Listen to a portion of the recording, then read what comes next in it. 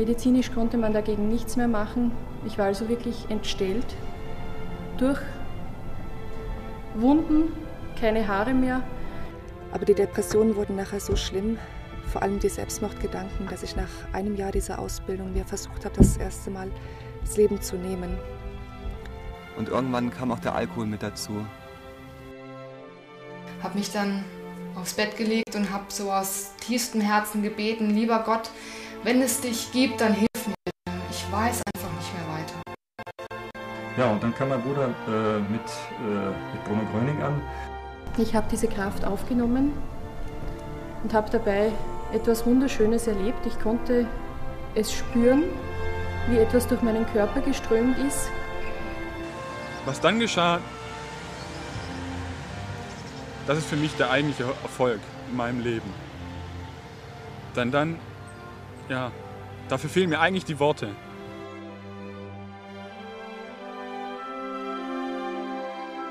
Es ist nicht leicht, in einer Zeit aufzuwachsen, in der sich längst nicht mehr nur die jüngere Generation fragt, ob Gott sie vergessen hat.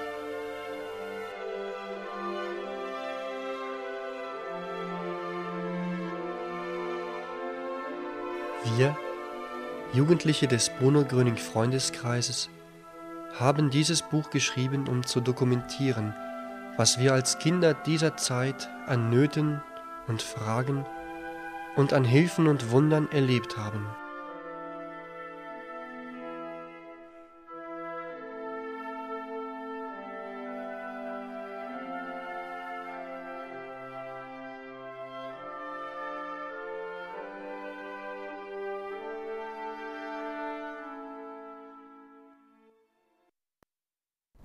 Ich hatte seit meiner Geburt schwere Neurodermitis. Das ist eine Hauterkrankung mit Ekzemen am ganzen Körper. Bei mir war es ganz schlimm. Ich hatte ständigen Juckreiz, der mich wirklich gequält hat, und war an vielen Hautstellen aufgekratzt und offen und wund. Das hat man natürlich auch gesehen. Das hat mich auch sehr belastet, in meiner Jugend ganz besonders. Unter den anderen Jugendlichen, man kommt sich immer ein bisschen ausgestoßen vor. Ich hatte allergisches Asthma, das manchmal bis zu Erstickungsanfällen geführt hat. Und diese Krankheiten haben wir auch, was mir ganz besonders wehgetan hat, jeglichen Kontakt zu Tieren untersagt. Ich konnte nur mit Cortison, mit Medikamenten Kontakt zu Tieren haben. Ich habe dann auch körperlich sehr abgebaut in meiner Jugend. Ich habe vieles mitgemacht, wie die anderen Jugendlichen auch. Ich habe geraucht, oft getrunken am Wochenende, war nächtelang unterwegs, in den Diskotheken auch, und habe dabei körperlich, gesundheitlich immer mehr abgebaut. Es ging mir immer schlechter, die Ekzeme wurden immer schlimmer, das Asthma wurde immer schlimmer. Ich habe nach dem Abitur mir überlegt, was ich machen könnte, und wollte eigentlich nur einen guten Job haben, viel Geld verdienen und das Leben genießen, so wie es mir eben möglich war, auch mit Medikamenten, anders ging es ja nicht. Ich habe dann einen gut bezahlten Job angenommen bei einer Pharmafirma. Den habe ich einige Jahre ausgeübt. Ich hatte bei dieser Firma auch Zugang natürlich zu vielen Medikamenten, die man sich nicht kaufen musste, und habe meinen Körper gezwungen, meinen Bedürfnissen zu genügen, so wie es eben möglich war. Ja, bis dann irgendwann ein Zusammenbruch kam. Ich bekam zur Neurodermitis noch eine Autoimmunerkrankung dazu. Ich habe innerhalb weniger Wochen mein Haarkleid vollkommen verloren. Medizinisch konnte man dagegen nichts mehr machen. Ich war also wirklich entstellt, durch Wunden, keine Haare mehr. Mein Freund hat mich damals verlassen, er konnte meinen Anblick nicht mehr ertragen, und ich habe kurz darauf auch meinen Job verloren, weil auch die Firma das nicht mehr tolerieren konnte, mich weiter zu beschäftigen in diesem Zustand, und habe so belastet zum Bruno Gröning Freundeskreis gefunden, an einem Informationsabend in die Lehre Bruno Grönings davon gehört, dass es Heilung auf geistigem Wege gibt, dass es eine Heilkraft gibt, die man aufnehmen kann und die imstande ist, die gestörten Körperfunktionen wieder in die Ordnung zu bringen und den Körper gesund zu machen. Und mein Körper war damals unheilbar krank. Ich konnte das mir überhaupt nicht vorstellen, wie das gehen sollte. Es klang wie ein Märchen für mich. Es war nur so, dass es mir so schlecht ging, dass ich nach jedem Strohhalm gegriffen hätte, um nur ein bisschen Hilfe zu erfahren. Ich habe diese Kraft aufgenommen und habe dabei etwas Wunderschönes erlebt. Ich konnte es spüren, wie etwas durch meinen Körper geströmt ist. Ich konnte spüren, wie ich plötzlich ein Glücksgefühl in mir hatte, das sich rationell durch nichts erklären ließ, weil es war 5 Minuten vor der Aufnahme dieser Kraft von außen gesehen nichts anderes als danach. Aber ich habe mich sehr gut gefühlt und ich habe eine Freude in mir gespürt. Ich bin dazu übergegangen, diese Kraft regelmäßig aufzunehmen und habe wirklich innerhalb kürzester Zeit die Heilung am Körper erlebt. Ich brauchte keine Medikamente mehr. Ich konnte aufhören zu rauchen ohne eine einzige Entzugserscheinung. Und es wurde mir durch die Gesundheit auch ein Lebensglück geschenkt. Ich habe dann beschlossen, vieles in meinem Leben umzustellen. Meinen alten Wunschtraum, den ich immer in mir getragen habe, der vorher nicht zu verwirklichen gewesen wäre, wahrzumachen. Ich habe begonnen, Veterinärmedizin zu studieren und bin jetzt kurz vor meinem Studienabschluss und habe jeden Tag intensiven Kontakt zu den Tieren, genieße diesen Kontakt und habe keine Allergien mehr, die Haut ist gut geworden, die Haare sind wieder gewachsen und ich darf im Bruno-Gröning-Freundeskreis auch Tiererfolgsberichte dokumentieren und sammeln. Und es ist ganz erstaunlich, welche Heilungen hier eintreten, die man tiermedizinisch absolut nicht erklären kann. Wir haben Heilungen von Krebs, sehr herausragend, eine Heilung von einem Hauttumor, von einem Sarkoid, das auch ohne jegliches menschliche und medizinische Zutun verschwunden ist. Und das Pferd ist bis heute gesund geblieben. Ja, und es macht große Freude, solche Berichte zu lesen, sie zu dokumentieren, besonders wenn man in der Tiermedizin immer wieder mit dem Fachgebiet der Pathologie konfrontiert wird, wo man lernen muss, wie Krankheiten entstehen, wie sie sich ausbreiten und dass sie immer mehr werden. Und dann diese Berichte als Gegensatz dazu, die beweisen, dass es nicht so sein muss, dass es anders sein kann, dass es kein Unheilbar gibt, auch nicht bei den Tieren. Und dass der Mensch durch seine richtige Einstellung sehr viel dazu tun kann, dass es nicht nur dem Menschen selbst, sondern auch seinen Geschöpfen, die um ihn herum sind, besser geht, wieder gut geht. Ich bin glücklich, diesen Weg gefunden zu haben. Ich würde nicht mehr zurück wollen in die Zeit vorher, um keinen Preis der Welt. Und ich freue mich schon auf das Leben, das jetzt noch folgt. Bruno Gröning. Was für ein Mensch war Bruno Gröning? Und was ist die Lehre Bruno Grönings? Ihn in wenigen Sätzen zu beschreiben, ist genauso unmöglich, wie sein Wirken zu erklären. Deshalb wollen wir zwischen unseren eigenen Erlebnisberichten einige Eindrücke aus Bruno Grönings Leben wiedergeben. Danzig. Hier wurde Bruno Gröning geboren. Die Frage, woher er seine Fähigkeiten und sein Wissen überhaupt hatte, beantwortete er mit der Erzählung eines Erlebnisses aus seiner Kindheit. Als kleiner Junge war er allein in den Wald weggelaufen. Dort wollte er sich bei Gott über die Kälte und Härte der Menschen beklagen und bat darum, dass Gott ihn wieder in den Himmel nimmt. Er bekam Antwort und damit auch seine Lebensaufgabe. Die Lebensaufgabe, gegen das Schlechte zu kämpfen und es durch das Gute zu überwinden. Seitdem mied er die Menschen nicht mehr, sondern ging hin und sagte, dass es Gott gibt, dass er ganz lieb ist und dass er helfen will. Alle Menschen, gleich welcher Religion, Nation und Hautfarbe, sind es wert, dass ihnen geholfen wird. Bruno Gröning sprach davon, dass Gott das Leben und die Natur selbst ist und dass man ihn in allem finden und erleben kann. Liebe das Leben, Gott. Gott ist überall. Die Pflanzen und Tiere nannte er seine kleineren Brüder und Schwestern, und oft gesundeten Tiere durch seine bloße Zuwendung. Den menschlichen Körper sah er als großes Geschenk Gottes, auf das man ein Leben lang in Liebe zu achten hat. Ihm war als einfachen Menschen alles Gekünstelte fremd. Und so war auch sein Selbstverständnis. Ich bin nichts weiter als ein natürlich gebliebener Mensch. Andere Titel und Rollen waren nicht in seinem Sinne. Wer das hohe Glück hatte, durch mich seine Gesundheit wiederbekommen zu haben, der danke Gott aus tiefem Herzen. Ich bin nur sein Werkzeug und Diener. Ich bin seit 14 Jahren im Versicherungsaußendienst tätig und erlebe da so einige Schicksale auch meiner Kunden. Mein eigenes Schicksal möchte ich auch ganz kurz an dieser Stelle erzählen. Ich bin vor ca. 13 Jahren auf Bruno Gröning aufmerksam geworden durch meine Mutter, die damals sehr schwer krank war und unter anderem drohte ihr auch der Rollstuhl. Ich sah irgendwann ein Bruno Gröning-Bild im Wohnzimmer meiner Eltern und dachte, was ist das? Und sah aber auch eines, dass es meiner Mutter von Stund an besser ging.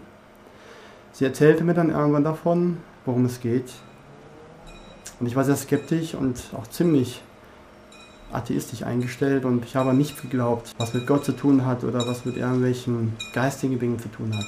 Aber es gab eine Tatsache und dieser Tatsache konnte ich mich nicht verschließen und das war die Heilung meiner Mutter.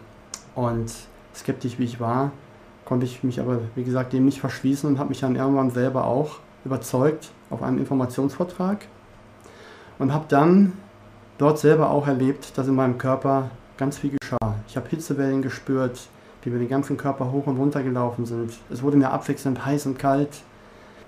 Und selber habe ich dann daraufhin in dieser Zeit erlebt, dass viele Dinge in meinem Leben sich auch zum Guten gewandelt haben. Zum Beispiel war es bei mir so, dass ich sehr schwere Migräneanfälle früher hatte, die regelmäßig einmal im Monat auftraten, die mich auch jedes Mal 1 bis 2 Tage ins Bett fesselten. Ich hatte chronische Mandelentzündungen, vor allen Dingen in der Winterzeit. Ich habe damals sehr stark geraucht, 1 bis 1,5 Schachteln am Tag und diese Dinge haben mich doch sehr belastet.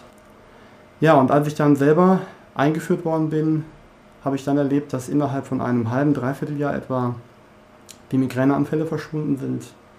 Die Mandelentzündungen sind nicht mehr aufgetreten und, was für mich das Größte in der Zeit war, ich konnte von heute auf morgen aufhören zu rauchen und ich möchte hier wirklich sagen, dass es ging ohne irgendwelche Suchterscheinungen oder Entzugserscheinungen. Es war einfach von heute auf morgen weg und das ist, glaube ich, schon nicht normal. Und ich habe hier im Freundeskreis die Menschen kennengelernt und habe erlebt, welche liebevolle Atmosphäre hier herrscht. Und so hat sich meine innere Einstellung auch gewandelt. Ich habe meine Frau hier im Freundeskreis kennengelernt und wir haben heute selber 3 kleine Kinder.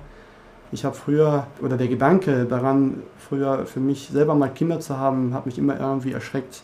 Und die Aufgabe, die Kinder großzuziehen und ihnen so viel Gutes wie möglich mit auf den Weg zu geben, ist schon eine schöne Aufgabe. 1949 Herford, Wilhelmsplatz Nummer 7.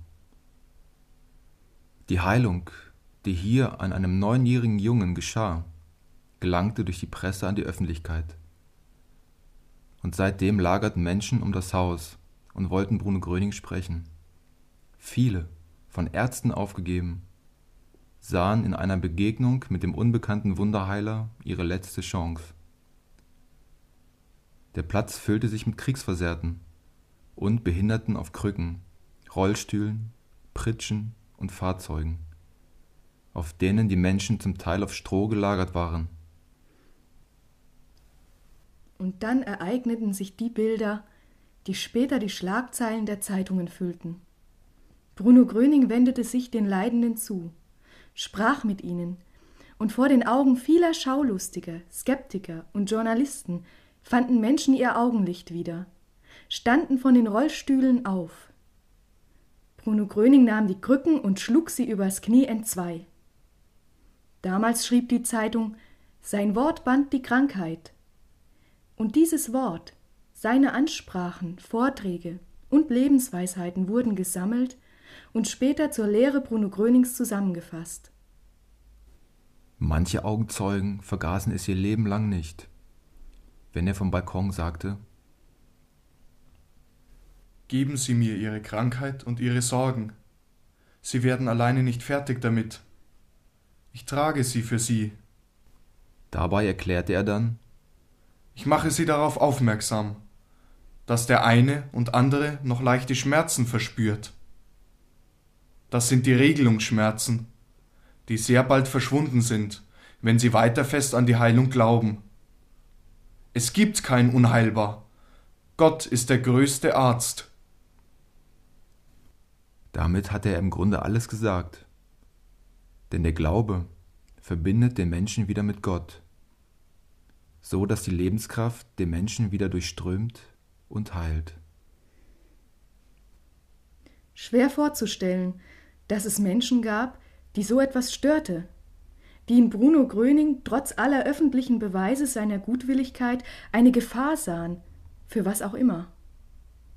Das Ordnungsamt kündigte Bedenken an. Plötzlich fing man an, ihn zu bekämpfen und die Tatsachen in der Presse zu verdrehen. Die Berichterstattungen schlugen ins Negative um. Durfte er überhaupt heilen? Konnte er als Unstudierter überhaupt sagen: Ich gebe Ihnen zu wissen. Durfte ein Mann wie er neben Kirche und exakter Wissenschaft existieren? Die Behörden wurden nervös. Dass sich in dieser Zeit allein 80.000 hilfesuchende Menschen schriftlich an Bruno Gröning gewendet hatten, die sonst nirgendwo mehr Hilfe zu erwarten hatten, interessierte die Amtsinhaber nicht. Scheinbar gab es da noch Menschen, die einen ganz anderen Auftrag hatten als er. Die Kampagne war deutlich. Bruno Gröning sollte verschwinden.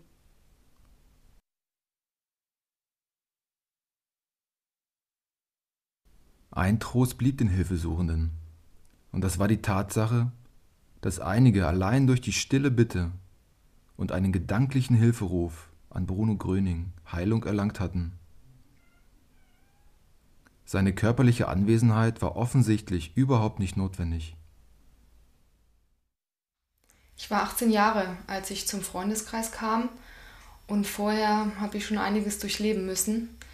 Mit ungefähr 9 Jahren habe ich Kopfschmerzen gekriegt und die wurden immer schlimmer, immer schlimmer. Und meine Eltern sind zu vielen Ärzten mit mir gelaufen, aber es wurde nicht besser. Und eines Morgens bin ich aufgewacht mit Kopfschmerzen und weil sie so stark waren, habe ich gegen die Wand geschlagen, um den Schmerz irgendwie betäuben zu können. Und danach sind meine Eltern mit mir zu Heilpraktikern gelaufen, haben alles Mögliche ausprobiert. Es hat aber nichts gebracht. Nach einigen Jahren kamen dann Knieschmerzen dazu, die auch so stark wurden, dass ich irgendwann nur noch schwer Fahrrad fahren konnte. Treppensteigen war fast unmöglich, Laufen tat weh und irgendwie konnte niemand was machen. Ja. Dann habe ich Probleme in der Schule bekommen. In einem Fach sanken die Noten. Ich habe Angst bekommen vor der Schule. Die Ängste wurden immer schlimmer. Ich habe mich irgendwann nicht mehr getraut, in die Stadt zu fahren, unter Menschen zu gehen. Und ich hatte keinen Spaß mehr am Leben. Ich wollte mich mehrfach vor einen Zug schmeißen, irgendwo von der Brücke springen. Ich habe es aber dann doch nicht gemacht. Ich konnte es nicht. Und ja, ich war eigentlich mit 17 schon am Ende von meinem Leben. Habe mehrere Nervenzusammenbrüche gehabt, Stress in der Schule. Mein Vater lag auf der Intensivstation und ich bin zusammengebrochen.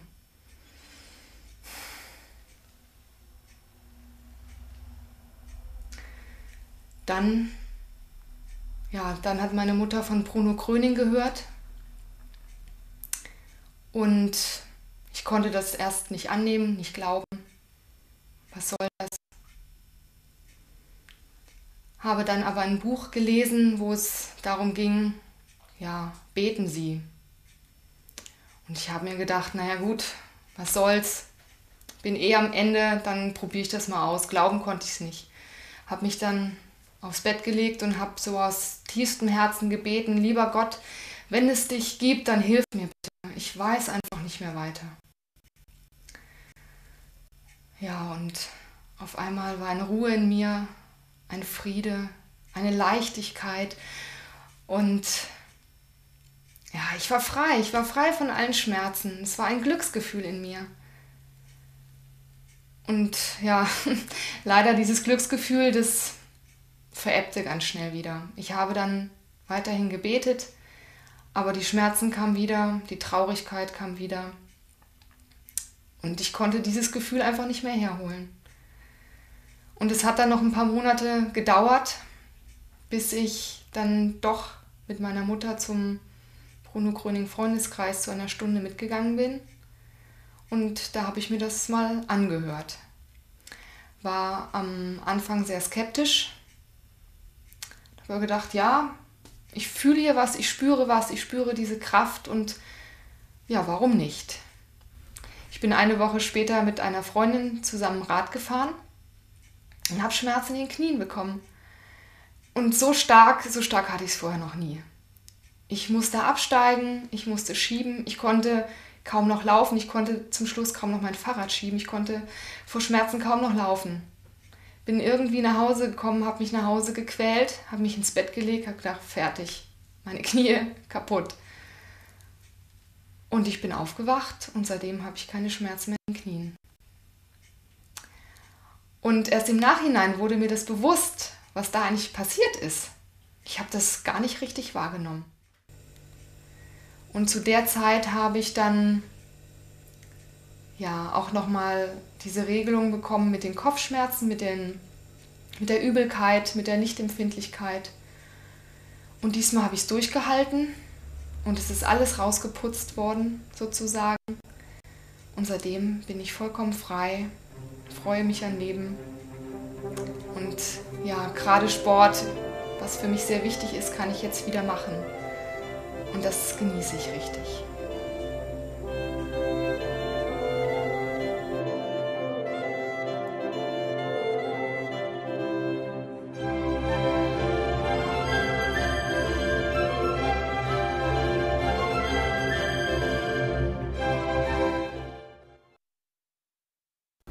Meine Fußballzeit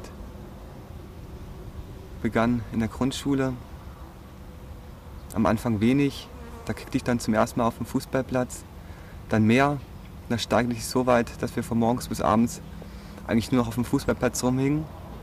Mein Vater nahm mich dann zum ersten Mal mit ins Stadion nach Dortmund. Das gefiel mir sehr gut. Und irgendwann kam auch der Alkohol mit dazu.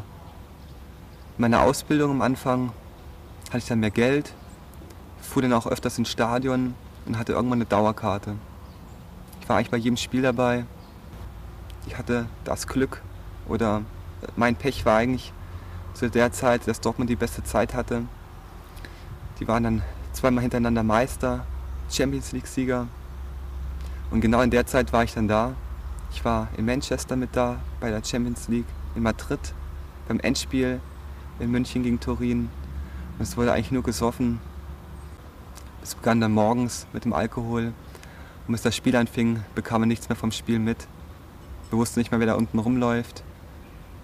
Meine Freunde in der Berufsschule zu Hause tranken mit mir mit. Wir hingen eigentlich auf der Straße irgendwann nur noch mit der Bierdose rum. Morgens vor der Schule tranken wir, nachmittags sogar in der Schule irgendwann. Wir hatten unsere Bierdosen unterm Tisch und die Lehrer, die beachteten das gar nicht. Wir sangen im Unterricht und machten nur noch Blödsinn. Ja, irgendwann steigerte sich das so weit, dass ich unzufrieden mit mir wurde. Wenn ich Alkohol trank, wenn ich besoffen war, war ich glücklich, meine Sorgen verschwanden. Am nächsten Morgen kamen dann die ganzen Probleme wieder. Das war eigentlich der ganze Haken an der Sache, dass die dann doppelt so hoch waren. Nicht mehr weiter wusste irgendwann, Alltagsprobleme hatte, Alltagssorgen, Zukunftsängste, Zukunftssorgen. Nicht mehr weiter wusste und mich eigentlich in den Alkohol flüchtete. Und da fühlte ich mich dann wohl, war dann glücklich. Die Gesundheit, die verschwand dann auch irgendwann so allmählich. Ich wurde dann immer unzufriedener mit mir, von den Sorgen mal abgesehen. Meine Ausbildung, die stand dann irgendwann auf der Kippe. Ich wusste überhaupt nicht, wie es weitergehen sollte.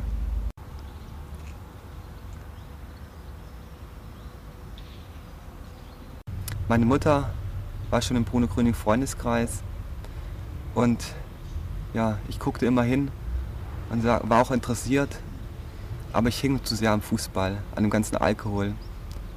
Irgendwann ließ ich mich dann auch einführen, aber an der ganzen Sache änderte sich für mich eigentlich im Moment noch gar nichts. Ich nahm dann diesen Heilstrom auf, die Kraft auf, fuhr weiter ins Stadion, trank auch weiterhin und irgendwann trank ich weniger. Ich merkte irgendwann schmeckte mir das irgendwie nicht mehr richtig, der Alkohol. Ich fuhr dann auch nicht mehr zu jedem Spiel. Ich war dann auch mal auf einer Tagung beim Bruno Gröning Freundeskreis. Das wurde dann irgendwann wichtiger. Ja, und der Alkohol rückte in den Hintergrund. Und ich weiß noch ganz genau, irgendwann, ich stand dann auf der Südtribüne und merkte auf einmal irgendwann, ich habe eine Cola in der Hand, kein Bier mehr. Und das war für mich eine entscheidende Wende, denn ich wusste, ich habe es eigentlich geschafft. Und irgendwann wachte ich morgens auf und wusste, das ist es einfach nicht mehr. Ich hatte den Gedanken auf einmal morgens, du fährst zu keinem Spiel mehr hin. Was mir eigentlich vorher unmöglich war, dass ja, ich würde das verpassen. Ohne mich fangen die gar nicht mehr an. Ja, es wendet sich alles zum Guten hin. Und heute kann ich sagen, wenn ich so zurückblicke auf die letzten Jahre, ich bin eigentlich ja, ein zufriedener, glücklicher Mensch geworden. Dafür bin ich sehr dankbar. Nachdem sich das Heilverbot und die negative Berichterstattung verschärft hatten, kam die Zeitschrift Revue auf den Gedanken, eine wissenschaftliche Untersuchung der Gröningschen Heilmethode zu finanzieren. Bruno Gröning sollte vor den Augen einer wissenschaftlichen Prüfungskommission versuchen, Menschen zu heilen. Die hierzu ausgesuchten Ärzte, Psychologen und Physiker sicherten Bruno Gröning für den Fall von nachvollziehbaren Heilungen ein positives Gutachten zu und wollten ihm den Weg freimachen. Bruno Gröning wollte sich nie zur Schau stellen oder auf Befehl helfen, um Zweifler an der Gnade herumexperimentieren zu lassen. Aber hier willigte er zu, um dadurch vielleicht zu denen gelangen zu können, die seine Hilfe dringend brauchten. Vom 27.07. bis zum 7.08.1949 fanden dann in der Heidelberger Universitätsklinik an 12 ausgesuchten Patienten die Untersuchungen statt, bei denen eindeutige Erfolge verzeichnet wurden. Auch hier bestätigte sich wieder, dass Bruno Grönings Zuwendung zu erstaunlichen, unerklärlichen Heilungen führte.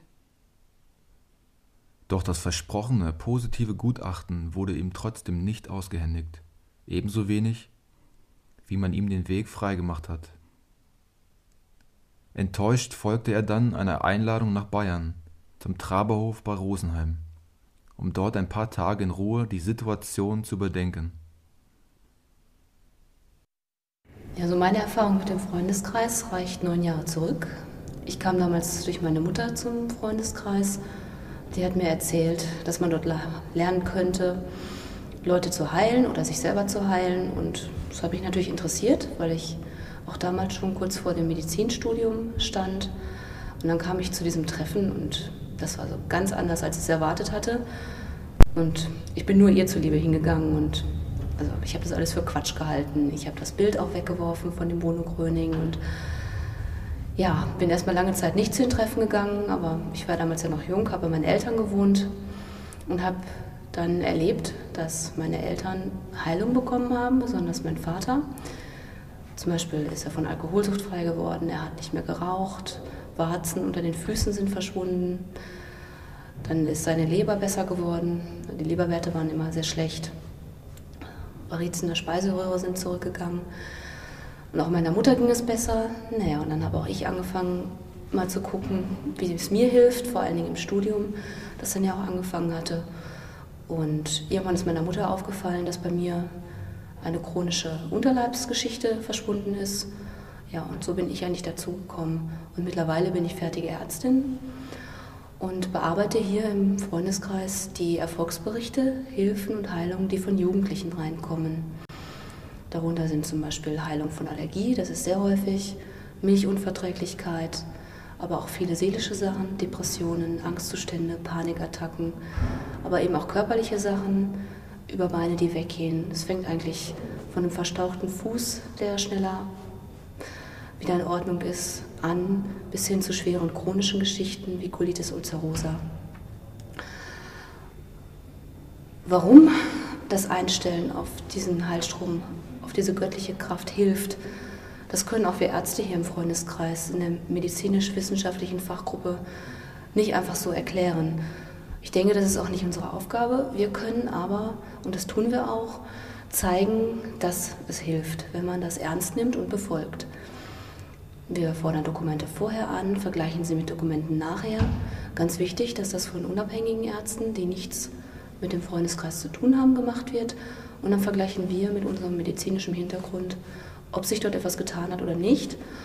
Und es ist ja auch so, dass wenn man Medikamente verschreibt, nicht jedes Medikament jedem Patienten hilft.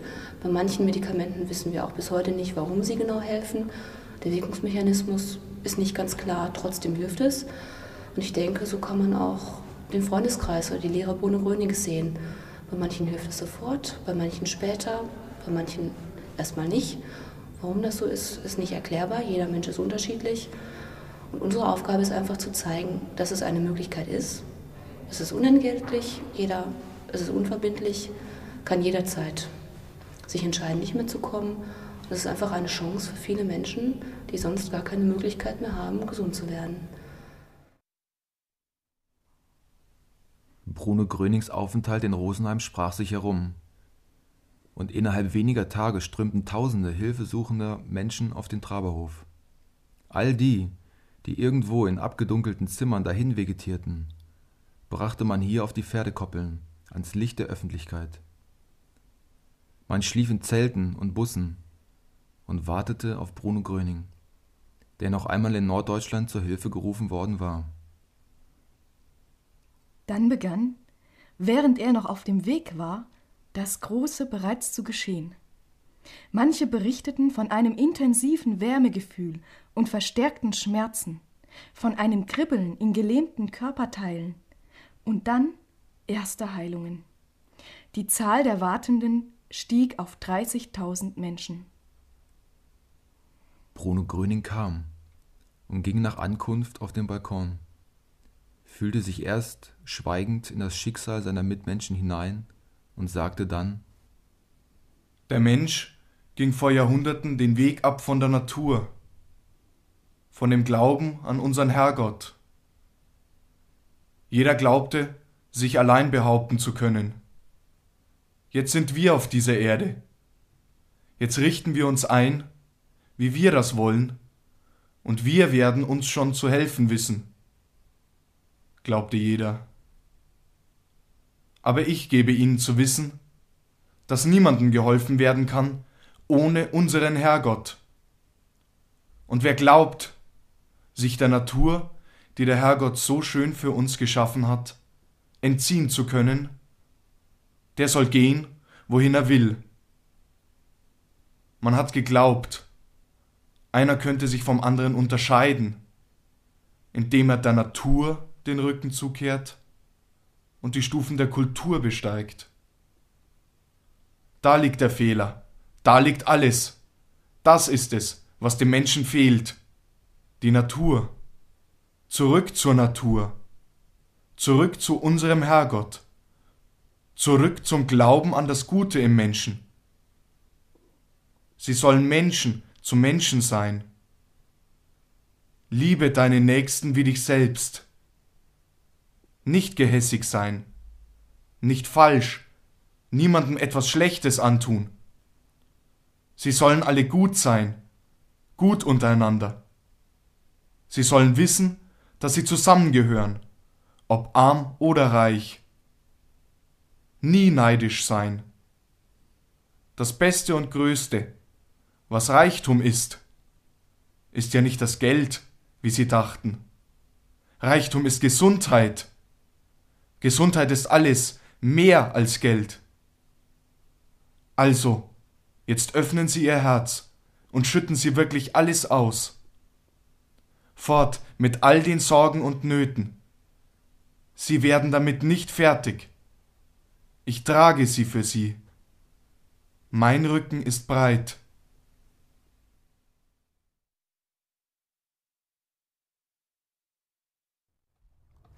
In meiner frühesten Kindheit stellten sich depressive Zustände ein. Ich sehnte mich nach einer Liebe, die ich in meiner Familie nicht bekam. Nach einiger Zeit fühlte ich mich restlos überflüssig.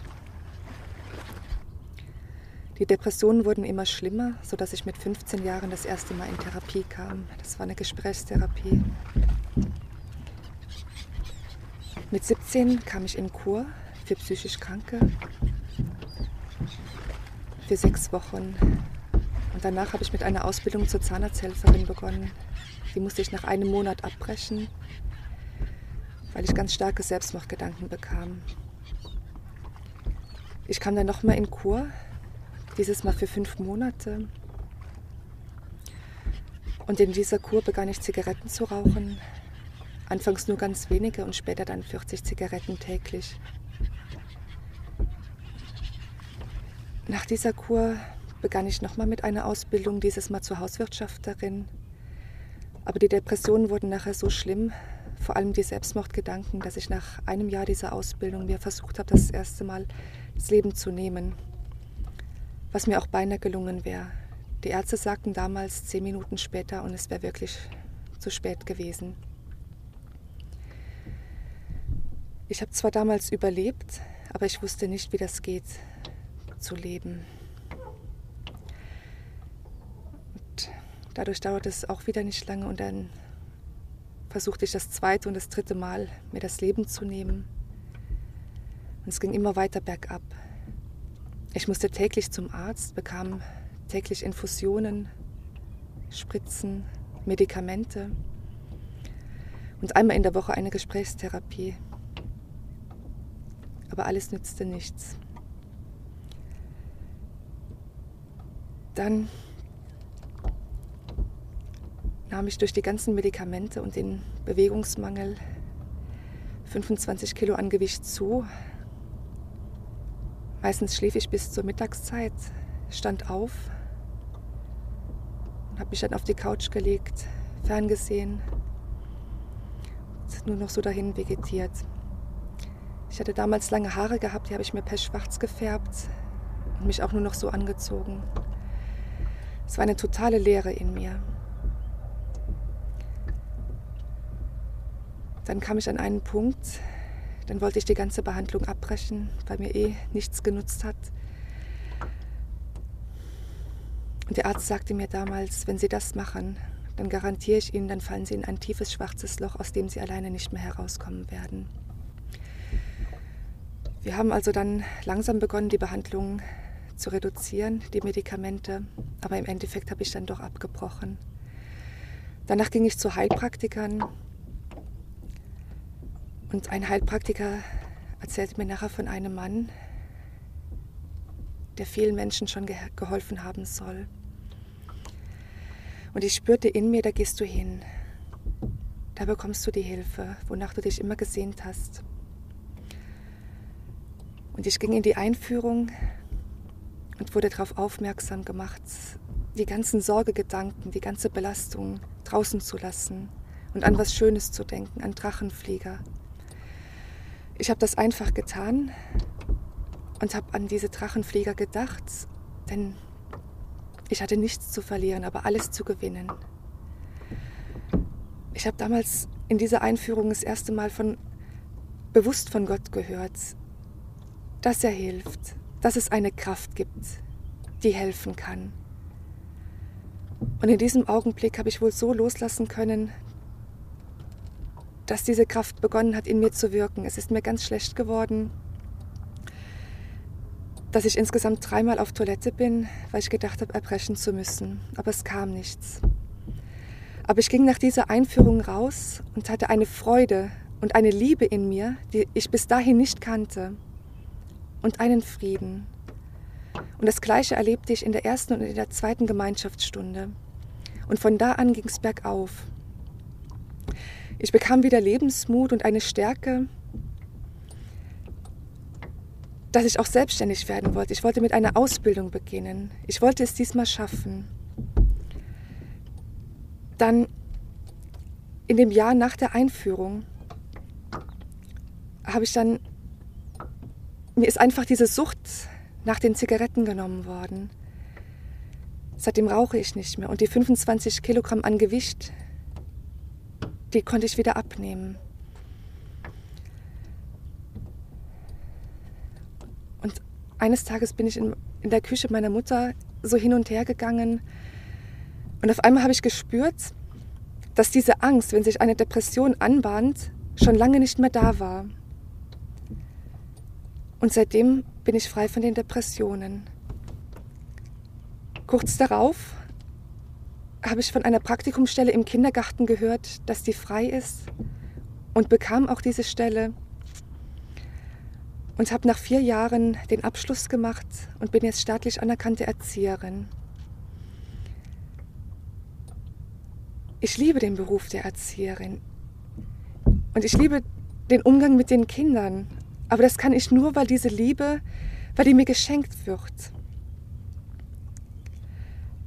Und anfangs ist es mir aufgefallen, dass die Arbeitskollegen, dass sie mich beobachtet haben und wie geht die mit den Kindern um.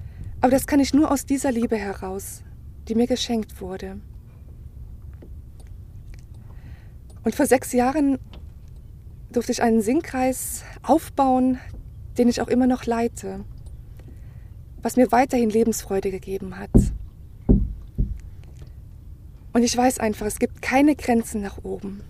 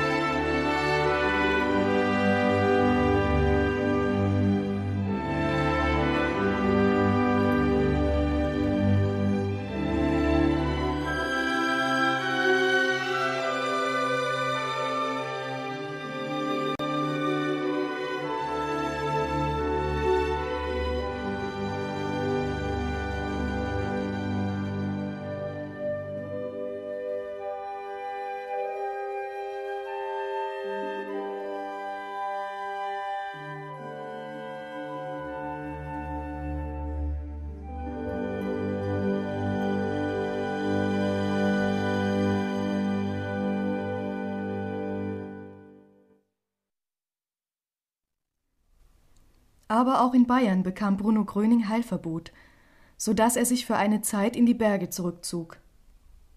Bruno Grönings Hals, der auf manchen Bildern sehr groß wirkt, war ebenfalls Thema in den damaligen Artikeln der Presse. Hierzu sagte er selbst: Ich habe keinen Kropf, sondern eine Drüse.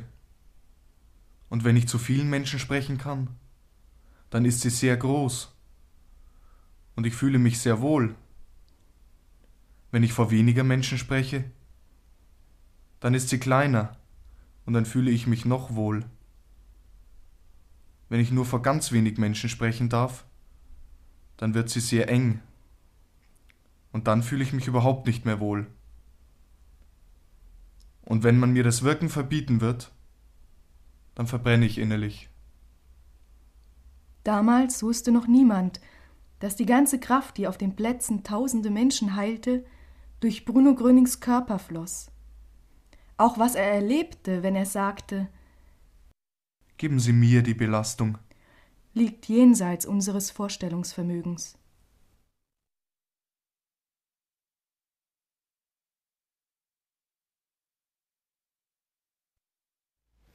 Mein Gesicht war total entstellt von einer starken Akne und das kam innerhalb weniger Tage. Zuvor war ich immer gesund, immer gut drauf, aber da ging es so bergab mit mir, weil das war wie ein Schicksalsschlag.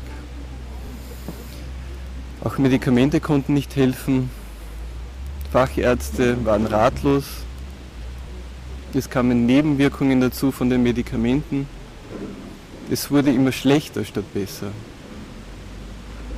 obwohl ich den Ärzten ganz vertraut habe. Und ich habe mich verkrochen im Haus meiner Eltern. Und ich wollte nicht mehr raus. Ich wollte keinen Kontakt haben mehr mit Menschen, weil ich erlebt habe, welche primitive Sprüche die losgelassen haben.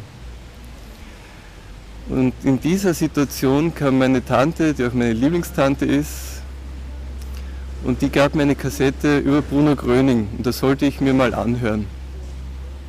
Und ich habe mir das angehört, habe mich dabei total entspannt. Und dann kam so ein Rieseln im Körper und das ging über in ein Fließen und dann kam eine Freude. Eine solche Freude. Ich musste lachen, lachen, lachen.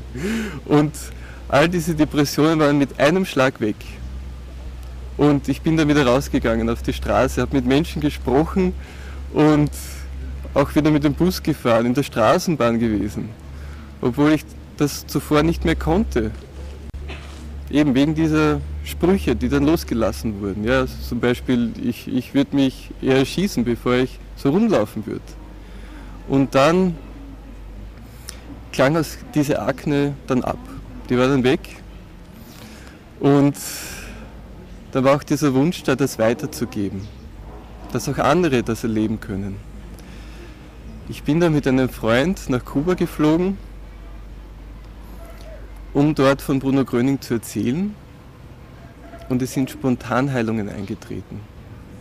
Wir haben dort in der Sprache Esperanto gesprochen. Ich konnte das auch gar nicht so gut damals noch. War auch erst 22 Jahre alt, aber es ging trotzdem gut und die Heilungen sind trotzdem geschehen. Eine jüngere Frau, auch eine Esperantistin, war sterbenskrank, als wir sie angetroffen haben. Die Ärzte haben sie aufgegeben und haben sie zum Sterben nach Hause geschickt. Aber sie hat die volle Heilung bekommen und ist immer noch gesund. Auch nach 6 Jahren noch. Und sie ist so dankbar dafür.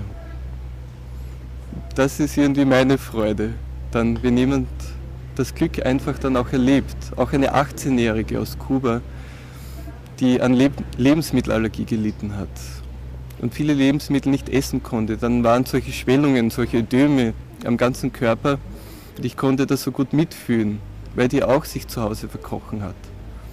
Und nicht mehr in die Schule gegangen ist, weil sie sich so geschämt hat dafür. Aber die hat nach einem Vortrag die volle Heilung bekommen.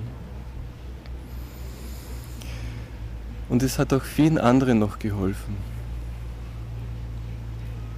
Und man kann hier wirklich viel Gutes tun auf der Erde, auch als junger Mensch. Mein Bruder und ich sind im ehemaligen Jugoslawien geboren und in Deutschland aufgewachsen.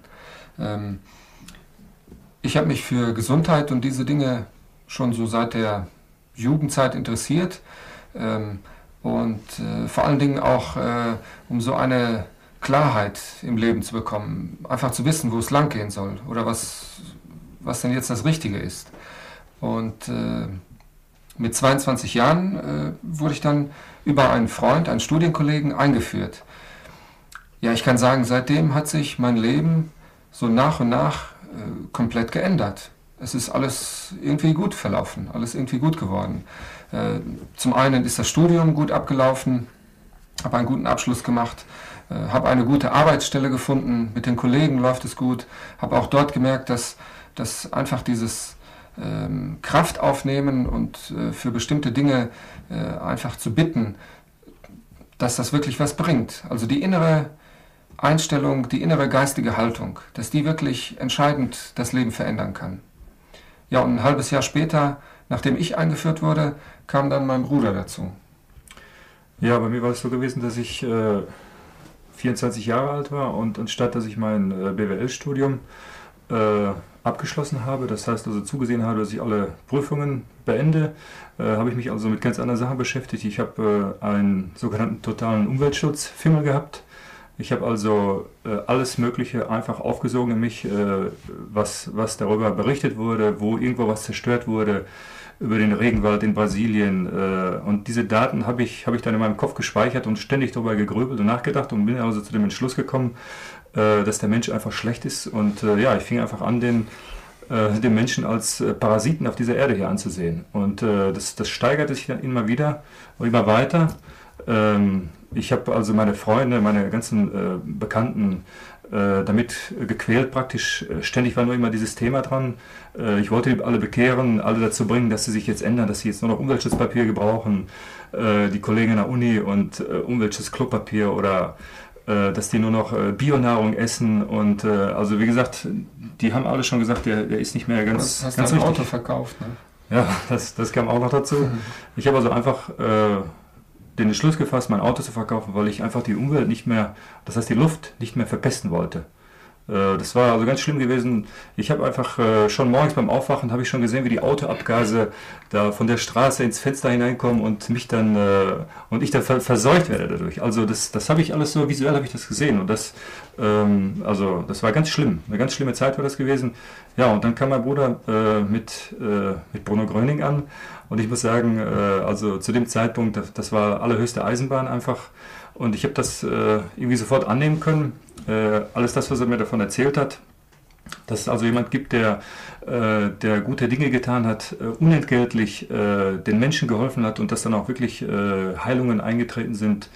Das hat mich einfach fasziniert und seitdem auch nicht mehr losgelassen. Und es kam dann ganz schnell der Wunsch auf, einfach zu helfen. Und wie wir schon gesagt haben, kommen wir ja aus dem ehemaligen Jugoslawien, speziell wir beide aus Kroatien.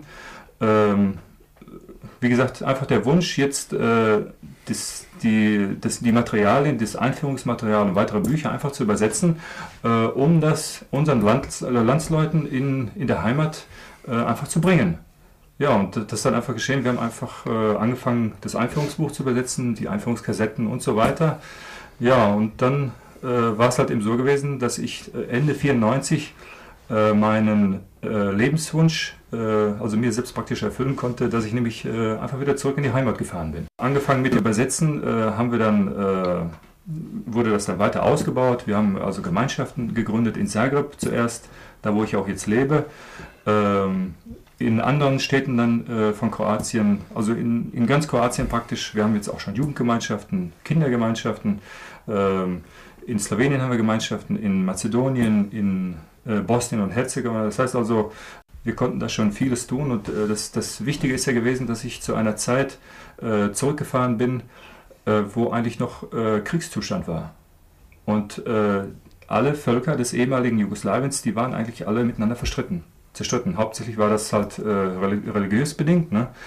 Und jetzt ist praktisch die wichtigste Aufgabe, diese Völker wieder zusammenzuführen und das geschieht auch in den Gemeinschaften. Da sitzen nämlich die Moslems mit den Katholiken und den Orthodoxen zusammen und nehmen zusammen die Kraft auf, berichten davon, wie sie den Hass losgeworden sind, wie sie die Verzeihung in sich aufgenommen haben und dadurch einfach schon mal gesund geworden sind. Und das ist also ganz krass, konnten wir das erleben, jetzt bei den Infotouren in Sarajevo und in Mostar, weil da war ja der Krieg am allerschlimmsten gewesen. Als Kind hatte ich einen stark überzogenen Gerechtigkeitssinn. Und das machte meiner Mutter Angst und sie hat sich viele Sorgen gemacht.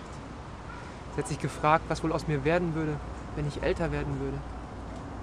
Wenn ich die Nachrichten sah und man zeigte da irgendwas von Attentaten, habe ich immer gedacht, diese Terroristen, die muss man bestrafen. Ich habe mir ausgemalt, wie man das tun könnte.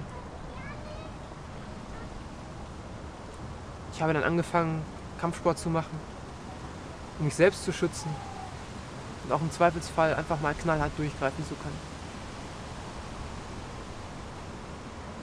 Aber ich habe dann mehr und mehr gemerkt, dass es das einfach nicht sein kann. Meine Mutter hat mir gezeigt, wie man diese göttliche Kraft in sich aufnimmt. die man einfach um Harmonie und Kraft bitten kann. Und ich habe damals dann starkes Gelenkrheuma verloren, was mich oft gehandicapt hat. Und im Laufe der Zeit merkte ich dann auch, wie es in mir immer harmonischer wurde. Wie immer mehr diese Hassgefühle und Hassgedanken nachließen. Oder auch diese Rachegedanken. Ich erkannte immer mehr, dass es da ganz andere Lösungen gibt. Dass es darauf ankommt, Menschen verzeihen zu können. Und einfach auch die Liebe empfinden zu können. Und das ging dann immer einfacher. Ich habe immer mehr erlebt, wie auf einmal diese Liebe in mir war.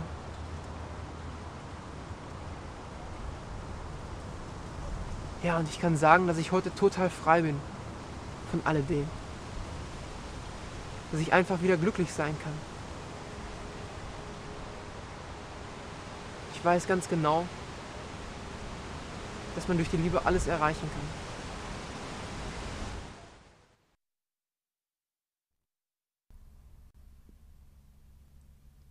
Nachdem Bruno Gröning das Heilen gesetzlich untersagt wurde, hatten sich Ortsgemeinschaften von Geheilten und neuen Hilfesuchenden gebildet, die sich in einem Verein zusammenschlossen. Sie luden Bruno Gröning als Sprecher ein, um einen rechtlichen Weg zu finden, ihn treffen zu dürfen. So reiste er nun seine Freunde ab und half auf diese Weise im kleinen Rahmen, in geschlossenen Veranstaltungen weiter. Seine Vorträge nannte er Gemeinschaftsstunden. Hier eröffnete er den Freunden, zwischen welchen Kräften und Gesetzmäßigkeiten der Mensch in Wirklichkeit lebt und wie er sich zu verhalten hat, um den Lebenskampf erfolgreich bestehen zu können. Oft antwortete er auf Gedanken, die jemand gerade hatte. Seine Belehrungen waren deutlich, da gab es kein Hin und Her. Denken Sie jetzt nicht ans Kartoffelschälen und was Sie heute Abend kochen werden, sondern konzentrieren Sie sich jetzt auf Ihren Körper und was Sie spüren. Eines Tages begegnete Bruno Gröning Josette Defusé und bald darauf wurde sie seine Frau, mit der er dann in Blochingen die Doppelhaushälfte im Dornendreher 117 bezog, wohin trotz des Heilverbots ständig Hilfesuchende angereist kamen oder anriefen. Dann wurde der große Prozess gegen ihn aufgerollt. Verstoß gegen das Heilpraktikergesetz, fahrlässige Tötung durch Verbot des Arztbesuches, lautete die Anklage. Man wollte ihn endgültig beseitigen. Seine Gegner hatten sich zusammengeschlossen und bekämpften ihn mit Verleumdungen und falschen Zeugenaussagen. Damit begann für Bruno Gröning das schwerste Kapitel in seinem Leben.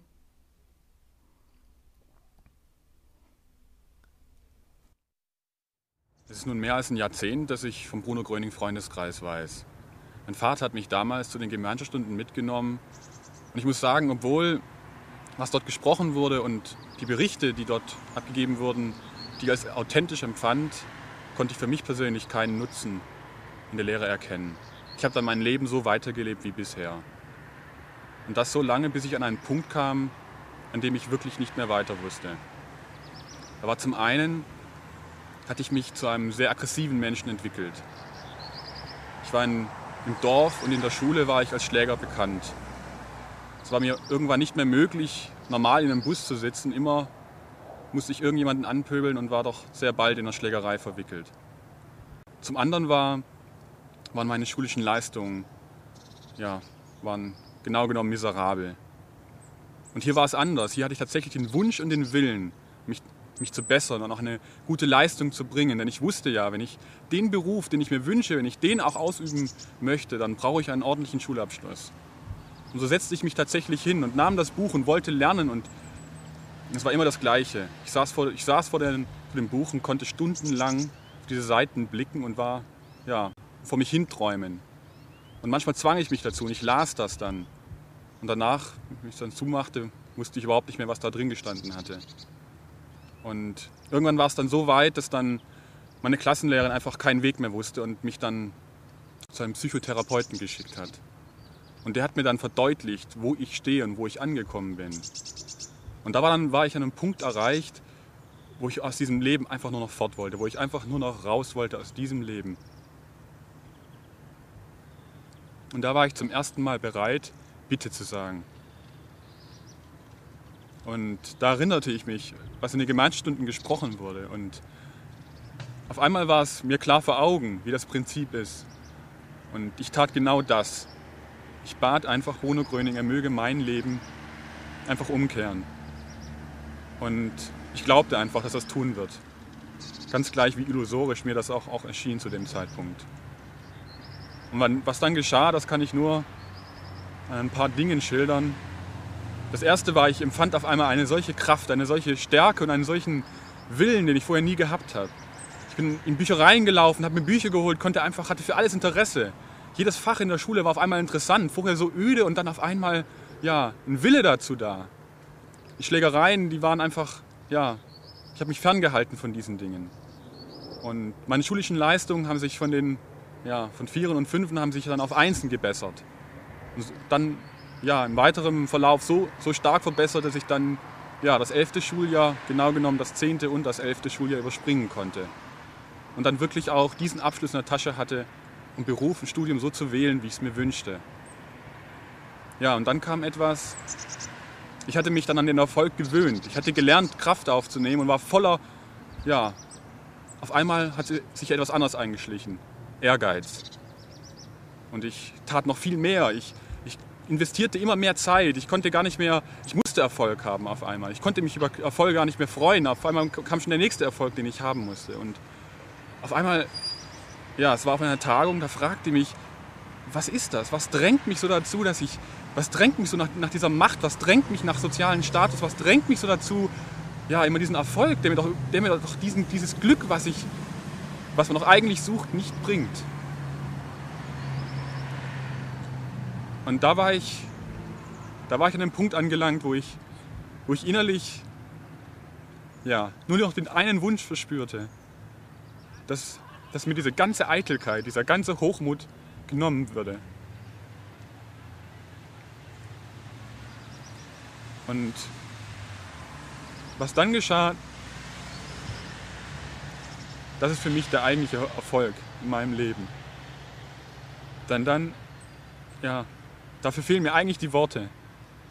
Das Erste, was geschah, war in der Familie. Ich hatte das Verhältnis zu meinem Vater, meine Eltern hatten sich in jungen Jahren schon getrennt, zu meinem Vater und zu meiner Mutter war mehr oder weniger abstrakt. Ich wusste, das ist mein Vater, das ist meine Mutter, die hat man gern, zu denen ist man nett, genauso wie zu den Geschwistern.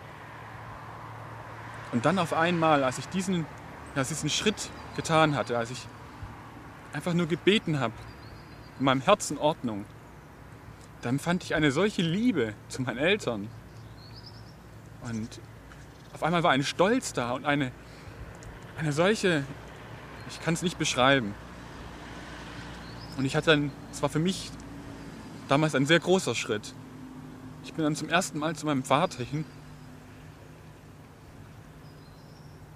und habe ihm gesagt, dass ich ihn lieb habe. Und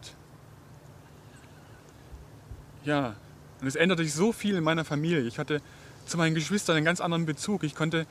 Auf einmal war so eine Liebe in meinem Herzen, so eine Freude. Und es war nicht mehr dieser Drang, etwas erreichen zu müssen. Und auf einmal erkannte ich, dass diesen Ehrgeiz, den ich hatte, dass das ein Ausdruck von Armut war. Seit meiner Kindheit hatte ich Kopfschmerzen und Schwindelgefühl, die am Anfang ab und zu auftraten und sich immer mehr verstärkten. Ich fühlte mich auch nie richtig gut, schon als Kind. Als ich dann 12 Jahre alt war, da stand ich an einer Bushaltestelle, mir wurde schwarz vor Augen und ich fiel in Ohnmacht und schlug mit dem Kopf auf das Pflaster auf. Hatte dann eine Platzwunde am Kopf und als ich zu mir kam, war schon der Notarztwagen da, der mich ins Klinikum Dort wurde ich mehrere Tage untersucht. Und die sagten, es wäre eine Wachstumsstörung, Störung des Nervensystems.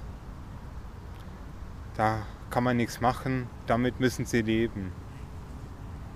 Ich habe gedacht, mit 12 Jahren, gut, das war jetzt eine einmalige Sache und das wird nie wieder auftreten. Aber es kam immer wieder. 10 Jahre lang, in unregelmäßigen Abständen, dass mir es einfach schwarz vor Augen wurde und ich umfiel. Ob es bei der Lehrstelle war, beim Arzt, in der Schule. Ich hatte Angst, rauszugehen, zwischen hohe Kaufhausregale entlang zu laufen, mit dem Auto zu fahren und dabei zu verunglücken.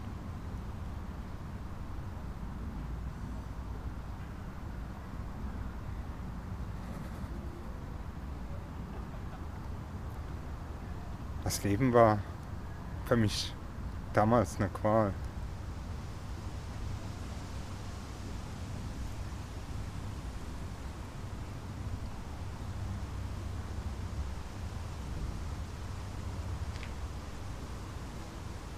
Und dann 10 Jahre später ist alle Vierteljahr 1 bis 2 Ohnmachtsanfälle aufgetreten, die sich nicht vorher ankündigten. Ich war nervös, reizbar und war antriebslos, hatte keine Lust mehr am Leben. Ich habe mir sogar schon überlegt, mir mal selbst das Leben zu nehmen.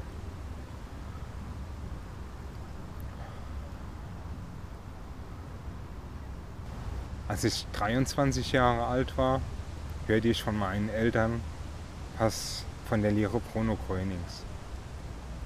Ich wurde dann eingeführt, konnte das am Anfang gar nicht so recht glauben, dass mir diese Lehre helfen kann.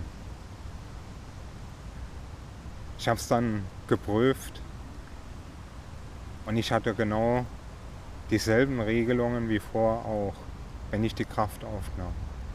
Ich konnte das allerdings nicht als Regelung annehmen am Anfang, weil die Kopfschmerzen, dasselbe Gefühl trat genauso auf wie vorher.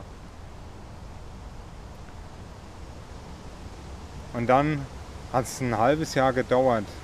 Dann konnte ich das mit den Regelungen verstehen. Da fiel bei mir der Groschen, wie das zusammenhängt. Wenn ich die Kraft aufnehme und dann glaube, dass ich gesund werde, dass es einfach ein Reinigungsprozess im Körper ist.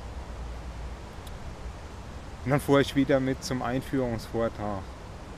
Und dort habe ich mich von allem getrennt, was im Körper nicht in Ordnung war. Und dort wurde ich auch ohnmächtig und rutschte vom Stuhl. Aber als ich wieder zu Bewusstsein kam, war die Stimme in mir, jetzt wird alles gut. Und es war alles anders. Ich konnte danach rausgehen, aus eigener Kraft. Und früher hätte ich die Beine hochlegen müssen und 2 Tage im Bett verbringen müssen. Und dann, seit diesem Tag, bin ich nie mehr in Ohnmacht gefallen. Und ich freue mich jetzt des Lebens. Ich bin ein anderer Mensch geworden.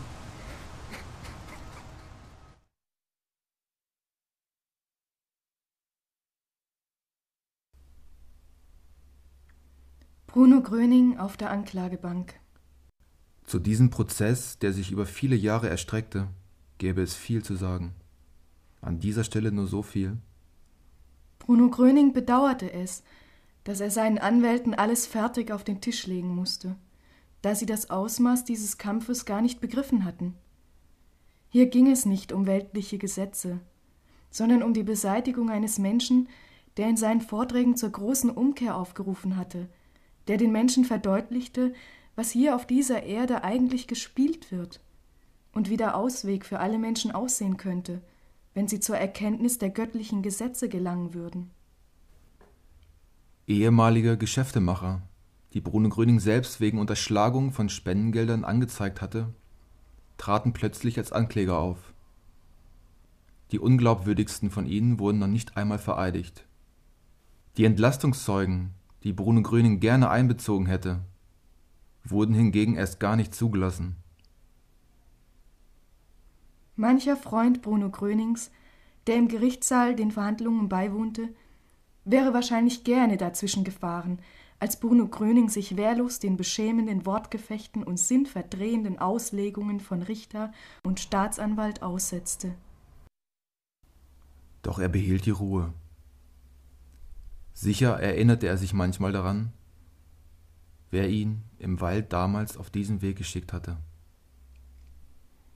Dieser Prozess und das Heil- und Sprechverbot zog sich dann bis an sein Lebensende.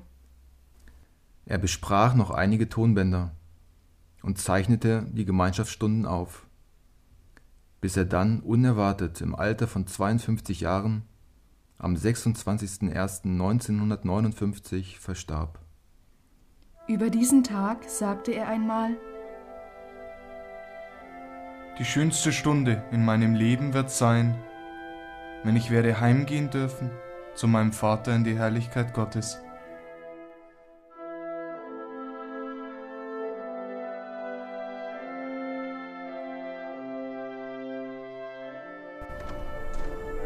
Ich bin glücklich, diesen Weg gefunden zu haben.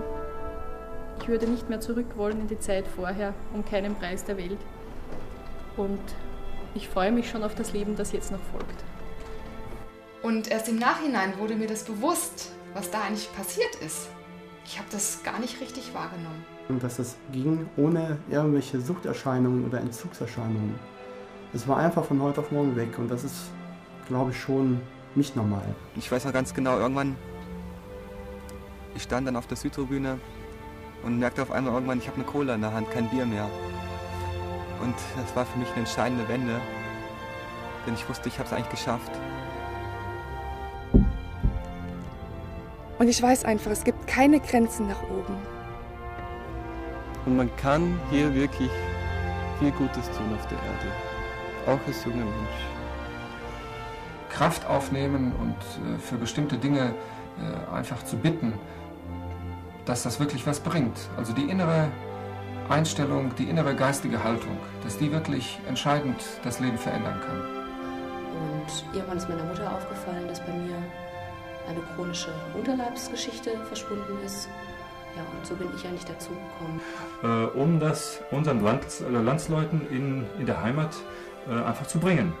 Ja, und das ist dann einfach geschehen. Wir haben einfach angefangen, das Einführungsbuch zu übersetzen, die Einführungskassetten und so weiter. Das war für mich damals ein sehr großer Schritt.